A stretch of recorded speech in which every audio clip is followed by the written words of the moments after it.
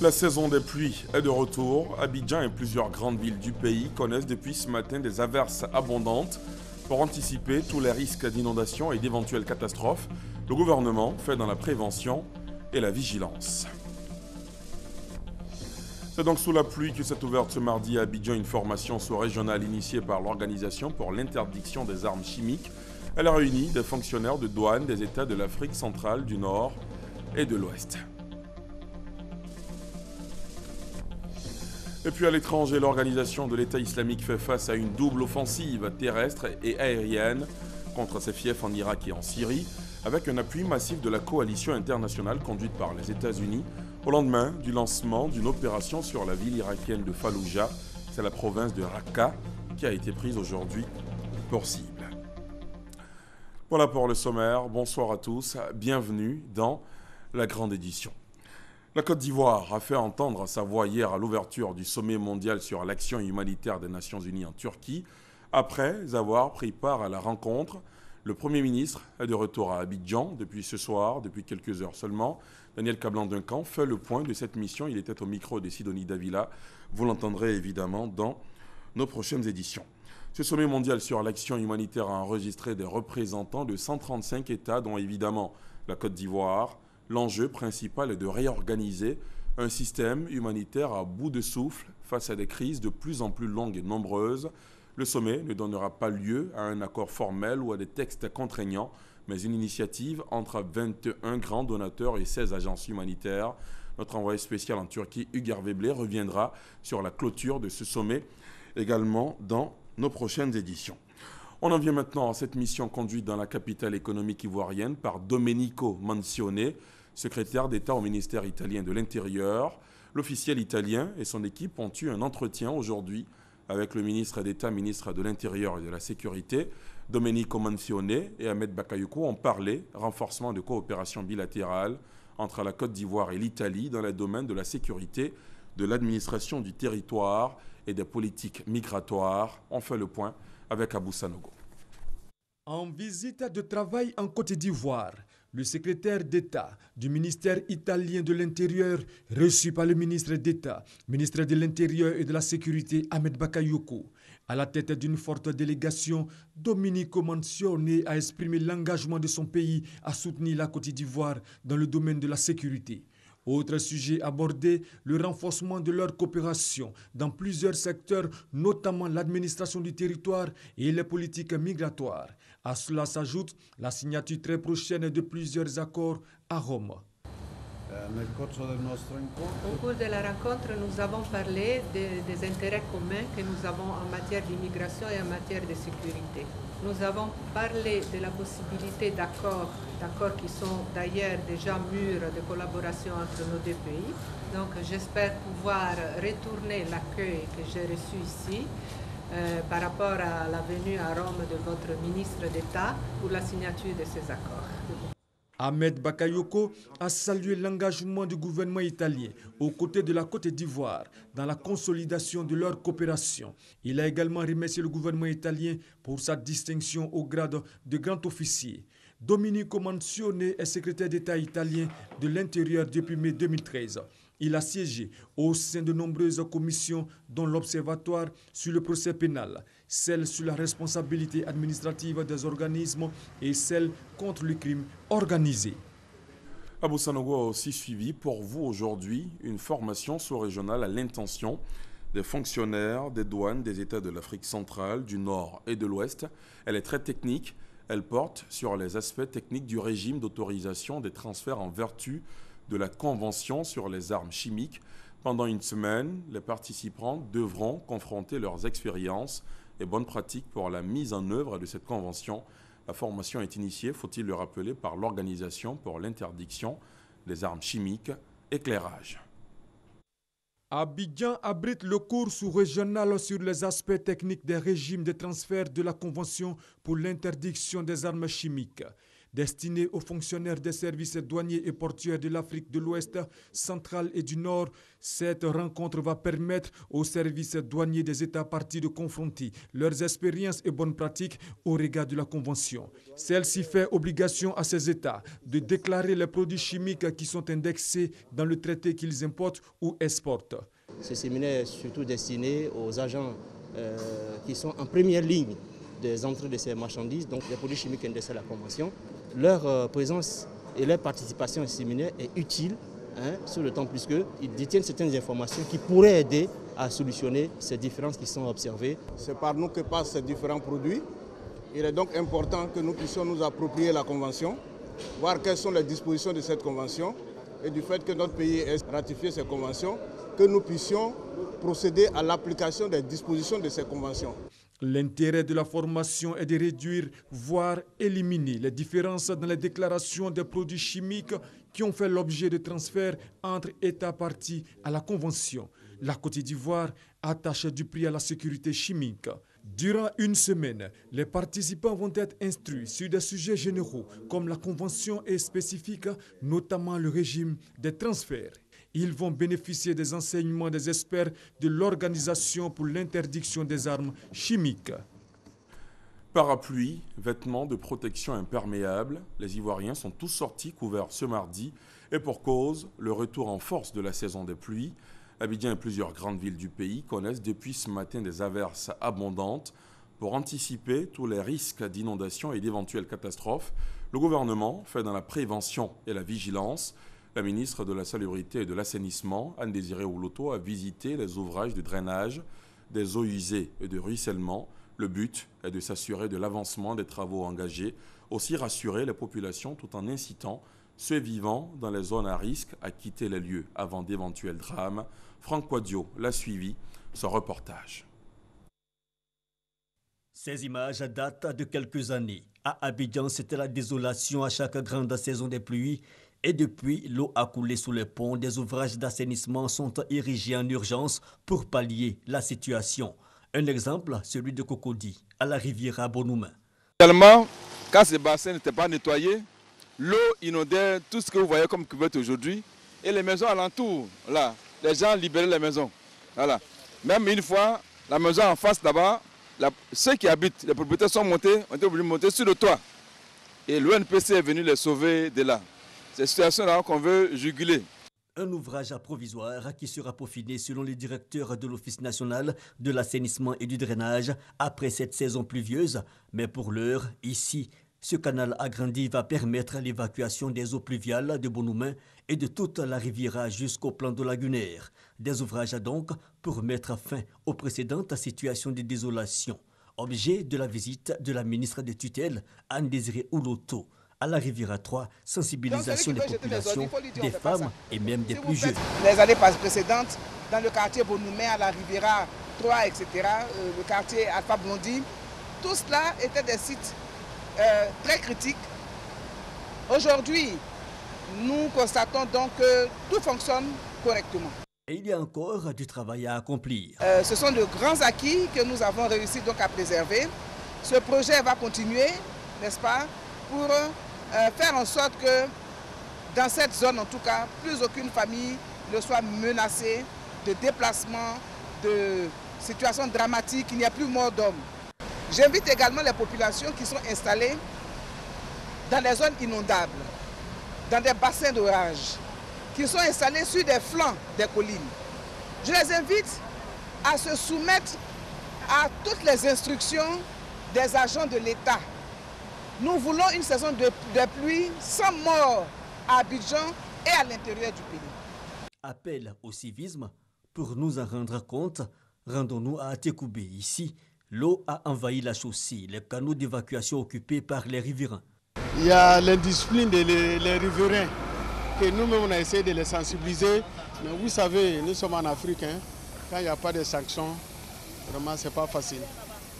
Voilà, parce qu'à notre niveau, bon, comme moi je représente un peu les transporteurs d'ici, et quand quelqu'un veut rentrer au bureau, c'est pas facile. Mais tu vas dire à quelqu'un de ne pas jeter les ordures, vous voyez, et tu as quoi comme pouvoir pour l'empêcher? La saison pluvieuse, on n'en est qu'au premier jet et déjà quelques désagréments. La voie d'Alipé est actuellement coupée par les eaux de ruissellement. Le ministère de l'Environnement et du Développement durable veut impliquer tous les services de l'État et les collectivités décentralisées dans la promotion du développement durable. Plusieurs acteurs concernés ont été sensibilisés et des comités de développement durable vont être mis en place, nous dit Herman Niamien. Développement durable, le concept est en vogue dans tous les pays du monde depuis quelques années. Et la Côte d'Ivoire n'est pas en reste dans ce mouvement mondial. Mais en fait, qu'est-ce que c'est, le développement durable? Le développement durable, c'est une autre façon de faire les choses. On peut faire allusion à un comportement responsable en termes d'économie d'énergie. C'est-à-dire que quand vous sortez par exemple de votre bureau, il faut éteindre l'électricité, il faut couper la climatisation. Dans l'administration, nous utilisons aussi beaucoup de papier dans les impressions, voir dans quelle mesure nous pouvons imprimer recto verso certains documents qui n'ont pas forcément d'être imprimés sur page par page. Maintenant, il y a la gestion des déchets, parce que c'est un modèle qui s'articule autour de 3 piliers.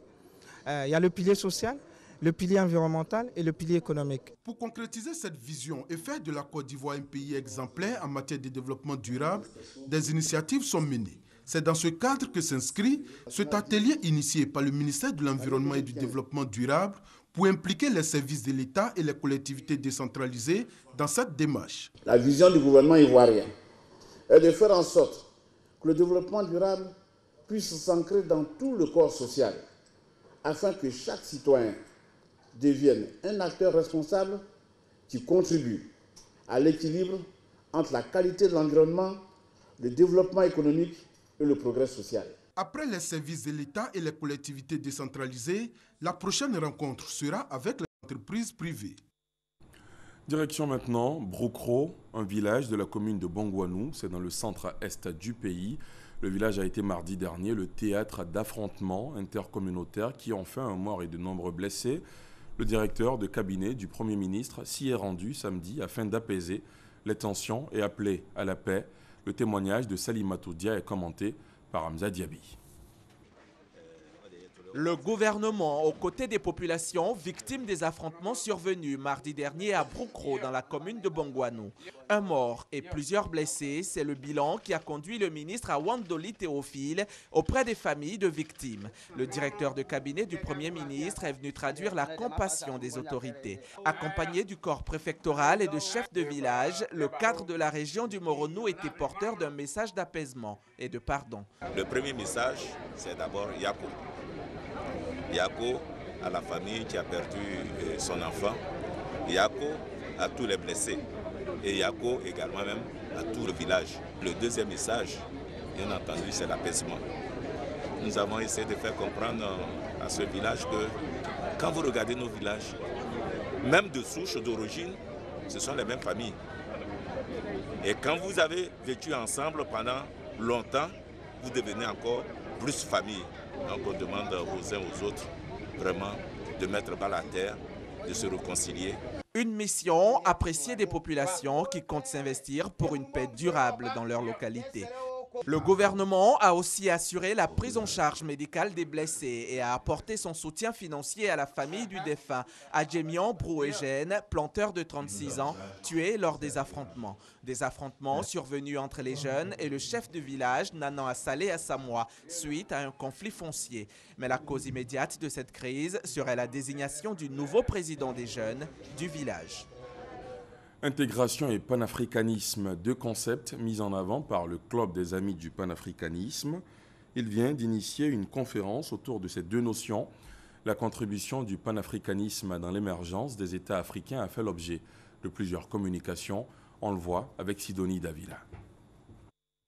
Invité à co-animer une conférence sur le thème « La contribution du panafricanisme dans l'émergence des États africains, le cas de la Côte d'Ivoire », Venance Conan et Isiaka Konaté, respectivement directeur général de Fraternité Matin et directeur général des Ivoiriens de l'extérieur, ont répondu présents. Dans l'exposé de ces deux conférenciers, il faut retenir que la Côte d'Ivoire est un bel exemple de panafricanisme et d'intégration. On a pratiqué ce panafricanisme depuis les années 60, mais il y a des reculs. Il faut être vigilant à ce qu'il n'y ait pas de recul. Nous sommes peut-être un bel exemple, mais nous devons améliorer cet exemple-là et faire en sorte que les autres suivent. La différence nous enrichit. Et cela a été très important dans un pays comme la Côte d'Ivoire, qui est une Afrique en miniature, qui regroupe tous les pays africains. C'est un héritage à propager dans les autres pays africains. De cette vision, ils ont appelé les jeunes à s'approprier ces notions en vue de leur permettre de prendre une part active dans le développement des nations. Notre démarche s'inscrit dans celle d'éclairer la jeunesse, de faire en sorte que les jeunes puissent être imprégnés des vraies vertus du panafricanisme pour qu'ils puissent contribuer à l'émergence des différents États africains. Le panafricanisme et l'intégration, deux notions prioritaires pour l'Union africaine. Sa représentante en Côte d'Ivoire, Joséphine Charlotte Kala, à cette conférence, a salué les efforts des panafricanistes, ces combattants de la liberté qui ont beaucoup œuvré pour une Afrique unie, l'exemple de l'UA. En santé ce soir, un constat, l'OMS estime à 2 millions le nombre de cas de fistules obstétricales dans le monde, avec une incidence de 200 000 nouveaux cas. Face à l'ampleur de cette maladie qui a pour conséquence l'écoulement permanent de sel ou d'urine, l'ONU a décrété depuis 4 ans maintenant une journée internationale de fistules obstétricales célébrée dans le monde chaque 23 mai. Ici en Côte d'Ivoire, la cérémonie officielle a eu lieu à Bouaké. Le point de Charles Tatou. Maladie survenant à la suite d'un travail de l'accouchement prolongé, la fistule obstétricale a pour conséquence l'écoulement permanent de sel et d'urine. Les porteuses de cette maladie sont mal vues, les mariés d'entre elles sont divorcés. En Côte d'Ivoire, le chiffre des victimes n'est pas encore maîtrisé. Cependant, l'État mène des efforts pour son élimination. Un projet tripartite met en partenariat le ministère de la Santé et de l'Hygiène publique, l'UNFPE et l'Agence coréenne de coopération internationale, COICA. La première phase de ce projet financé à 2 milliards de francs CFA a permis d'opérer 1208 patientes et de faire bénéficier 263 d'entre elles d'activités génératrices de revenus. À l'occasion de la célébration de la journée internationale, dont la cérémonie officielle a eu pour cadre la ville de Bouaké, le gouvernement ivoirien, représenté ici par le préfet de région de Bouaké, et les 2 autres partenaires du projet ont lancé la phase 2 de ce projet. Le projet tripartite, ministère de la Santé et Hygiène publique, COICA et UNFPA, se doit d'être le creuset de la promotion des bonnes pratiques et du partage des expériences en matière de prévention et de prise en charge des fistules. Voudrais-je lancer un appel à la population dans toutes ses composantes pour une prise de conscience réelle de lutter contre les facteurs favorisant la survenue de cette maladie. La Côte d'Ivoire dispose de 7 centres de traitement de fistules obstétricales. Une visite guidée de celui de Bouaké a ponctué la célébration. Intéressons-nous maintenant au brevet de technicien supérieur, le BTS 2016, l'anonymat des copies, l'identification biométrique des candidats, l'enrôlement des étudiants avec des pièces d'identité originales et même les dates des épreuves ont suscité quelques inquiétudes chez certains acteurs. Une situation qui a fait réagir la coordination des associations des parents d'élèves et étudiants de Côte d'Ivoire, qui est allée à la rencontre du ministre de l'Enseignement supérieur et de la Recherche scientifique, Bakayoko Liramata. Plusieurs points d'accord ont été trouvés, nous dit Ami Sissoko. La nouvelle réforme du BTS brevet de technicien supérieur est la bienvenue. C'est la position de la coordination des associations des parents d'élèves et étudiants de Côte d'Ivoire. Dans les entreprises, quand tu vois un stagiaire qui a le BTS, qui te fait un rapport, vraiment c'est un peu rouge. Il faut qu'on donne une valeur à ce diplôme-là. Et nous sommes partants. La nouvelle réforme du BTS touche essentiellement l'anonymat des copies, l'identification biométrique des candidats, l'enrôlement des étudiants avec des pièces d'identité originales et les dates des différentes épreuves. Ces nouvelles procédures d'organisation sont sujets à débat. C'est pour éclairer l'opinion sur sa position que la coordination des associations des parents d'élèves et étudiants prend rendez-vous avec la presse. Relativement aux procédures d'anonymisation des copies, il a été constaté qu'il présentait des failles. Concernant l'identification de l'étudiant, de nombreuses irrégularités sont à noter, dont la substitution des candidats par des non-candidats, l'élaboration des faux dossiers et la production de faux documents. Aussi, pour toutes les raisons précitées, mais non exhaustives, Madame le ministre a-t-elle pris d'importantes dispositions qui devraient nous permettre non seulement d'aboutir à une meilleure sécurisation des examens BTS, mais aussi et surtout restaurer leur crédibilité tant au niveau national qu'international. Pour le ministère de l'Enseignement supérieur et de la Recherche scientifique, la réforme du BTS vise à adopter une démarche qualité pour l'éradication de la fraude en vue de la crédibilité du diplôme BTS. Les examens du BTS débuteront le 16 août prochain. Le projet d'appui à l'enseignement supérieur dans les pays membres de l'UEMOA a retenu 22 filières professionnelles dans les spécialités que sont la science et les technologies. Plus de 200 enseignants-chercheurs sont donc formés dans ces filières durant 5 jours à l'université Félix Houphouët-Boigny de Cocody. Le but est de rehausser la qualité de l'enseignement supérieur dans les pays de l'Union économique et monétaire ouest-africaine. Dans un autre registre, les femmes du département de San Pedro ont décidé de fédérer leurs énergies pour lutter contre la pauvreté. Elles ont constitué une fédération de plusieurs associations. Il s'agit pour cette fêtière de trouver des financements en vue de développer les activités génératrices de revenus pour des membres. Le point de Thérèse Tapeyoboué. L'union fait la force, dit l'adage. Et les femmes du département de San Pedro l'ont bien compris. Elles se sont mises ensemble à travers une fédération dénommée ALID.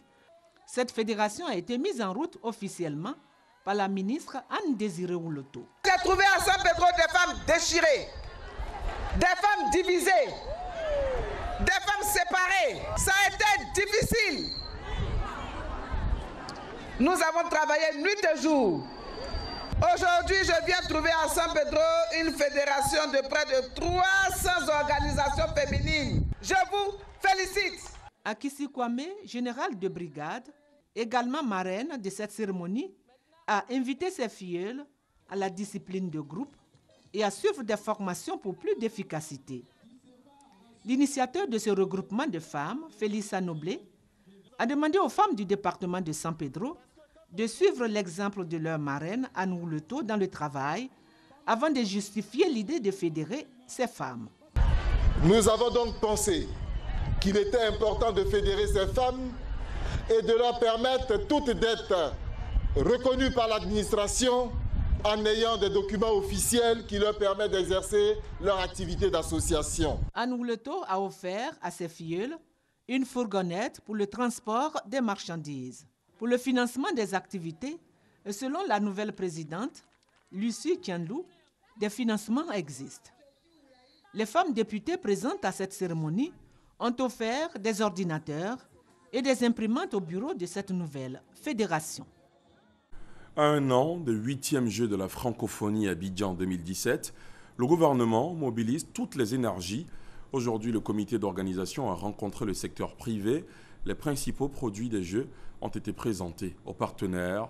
Le reportage de Mamadou Kwasi. Abidjan, capitale de la francophonie du 21 au 30 juillet 2017, avec les 8e Jeux de la francophonie. La réussite de cet événement constitue une priorité pour le gouvernement, d'où la mobilisation de tous les secteurs d'activité. Au cours de ce déjeuner, il était surtout question pour le comité d'organisation de convaincre le monde de l'entreprise à accompagner ce projet. La francophonie, c'est 80 pays. Cela fait à peu près 500 millions de téléspectateurs. Je vous ai parlé également de 5 millions de spectateurs au niveau local. Et il y a également 700 journalistes attendus, 4000 participants, 4000 jeunes venus de tous les pays. Bon, tout cela fait quand même une visibilité exceptionnelle. Et donc, nous espérons que les entreprises sauront mesurer toutes ces contreparties publicitaires et viendront nombreuses pour participer à ces Jeux. Un message qui a eu un écho favorable auprès de la Chambre de commerce et d'industrie de Côte d'Ivoire et de la Confédération générale des entreprises de Côte d'Ivoire. Elles s'engagent toutes à accompagner le gouvernement dans la réussite de ce projet. Vous avez vu la mobilisation qui a eu lieu dans ce déjeuner et je suis confiant dans le fait que le secteur privé jouera effectivement sa partition. Et comme si le discours du comité d'organisation ne suffisait pas, le ministre de la Culture et de la Francophonie en rajoute à l'assurance que le gouvernement donne aux partenaires privés. Nous voulons rassurer tous nos partenaires, les partenaires de la Côte d'Ivoire, que la Côte d'Ivoire prend toutes les dispositions pour que ces Jeux se tiennent dans de très bonnes conditions. Après ce déjeuner, un gala sera organisé le 30 septembre prochain pour mobiliser les stars du football, l'athlétisme, la culture et des premières dames africaines, dont celle de la Côte d'Ivoire. Ces personnalités seront des vitrines pour la promotion des 8e Jeux de la francophonie, dénommés Abidjan 2017. Le célèbre téléfilm ivoirien Ma famille prépare son retour sur vos écrans. Le tournage de la saison 2 va démarrer en juillet prochain. Pendant 8 mois, il va se dérouler dans 7 pays africains. La réalisatrice a remis le scénario au ministre de la Culture et de la Francophonie. Le reportage d'Issaïo est commenté par Adama Koné. Passez pour aller où? Je vais voir si mon fils se porte bien. Il se porte très bien. Je vais voir de mes yeux. Nadia, mais qu'est-ce qu'il y a? Elle t'a dit qu'il se porte bien? Ma grande famille, saison 2 du téléfilm à succès Ma famille, bientôt sur les écrans de télévision. Le tournage de cette 2e saison va démarrer au mois de juillet pour une durée de 8 mois. La productrice et réalisatrice de ce téléfilm a remis au ministre de la Culture et de la Francophonie le scénario. Je reviens à ma famille et ma grande famille, c'est les mêmes comédiens. C'est Gou, c'est Boyeri, c'est Clémentine, c'est Amélie, c'est Décoté, c'est Dibé, c'est tout le monde. Nous avons distribué les séries, les telenovelas et pas mal de séries à succès et nous nous sommes dit qu'il fallait donner une rampe de lancement pour le film ivoirien et pour les acteurs ivoiriens. Et avec ma famille, cette expérience a été réussie. Le budget du film est de 700 800 000 francs CFA. Un budget qui sera bouclé par la coproduction et les pays qui abriteront le tournage. Le ministre de la Culture et de la Francophonie rassure sur la participation ivoirienne. Je réceptionne ce scénario avec beaucoup de fierté et je voudrais ici, au nom du ministère de la Culture, au nom du gouvernement, féliciter Akishi Delta pour son génie. En tout état de cause, sur les 700 millions, nous pensons pouvoir prendre une bonne part. Le téléfilm Ma grande famille est devenu une affaire sous-régionale. Outre la Côte d'Ivoire, 6 autres pays vont accueillir l'équipe de tournage. Il s'agit du Burkina Faso, du Mali, du Bénin, du Niger, du Sénégal et du Togo. À l'étranger, les terroristes de l'État islamique font face à une double offensive terrestre et aérienne contre ses fiefs en Irak et en Syrie, avec un appui massif de la coalition internationale conduite par les États-Unis, au lendemain du lancement d'une opération sur la ville irakienne de Falloujah. C'est la province de Raqqa, où se trouve la capitale de l'EI en Syrie, qui a été prise aujourd'hui pour cible. Frapper l'ennemi en plein cœur. C'est ce que tente de faire l'armée irakienne à Falloujah et l'armée syrienne à Raqqa. Deux fiefs de l'État islamique, d'où il multiplie ses sombres desseins. Ce mardi, une coalition arabo-kurde ne comprenant pas les troupes de Bachar el-Assad a lancé l'assaut au nord de la ville de Raqqa et sur la ville elle-même. L'Observatoire syrien des droits de l'homme dénombre au moins 22 djihadistes tués. Moscou a annoncé soutenir la coalition tandis que Washington réchine à mener un raid commun avec le pays de Vladimir Poutine. En Irak, l'armée a déjà pillé la localité proche de Karma, la porte d'entrée de Falloujah. Cependant, le Conseil norvégien pour les réfugiés craint le sort de quelques 50 000 à 100 000 civils pris au piège par ces bombardements. L'organisation espère trouver un couloir pour approvisionner les familles qui, depuis des mois, manquent de nourriture et de médicaments. De son côté, l'État islamique a imposé un couvre-feu empêchant les gens d'aller dans les rues, a confié un habitant joint par téléphone par l'AFP. Ces frappes contre l'État islamique à Raqqa se font dans un contexte où le pays, la Syrie, a été frappé ce lundi par un attentat suicide qui a fait 148 morts et plusieurs blessés. Falloujah, second bastion du groupe terroriste sous le feu de l'armée irakienne, est la première ville où Daesh a hissé son drapeau pour ensuite étendre ses tentacules. La police grecque a procédé ce mardi à l'évacuation des déplacés du camp d'Idoménie, situé à la frontière gréco-macédonienne. Ce site réunissait depuis 3 mois environ 8400 migrants en transit pour l'Europe du Nord. Logés dans des conditions précaires, cette opération d'évacuation vise à la mener sur des sites aménagés. On termine avec ces images du retour à Abidjan du Premier ministre. Daniel Kablan-Duncan revient de la Turquie, où il a fait entendre la voix de la Côte d'Ivoire à l'ouverture du sommet mondial sur l'action humanitaire des Nations Unies en Turquie. Je rappelle que la rencontre a pris fin aujourd'hui. Le Premier ministre a fait le point de cette mission. Vous l'entendrez dans nos prochaines éditions. Et c'est ici qu'on s'arrête ce soir pour cette demi-heure d'information. Merci de nous avoir suivis. Excellente soirée sur RTI 1.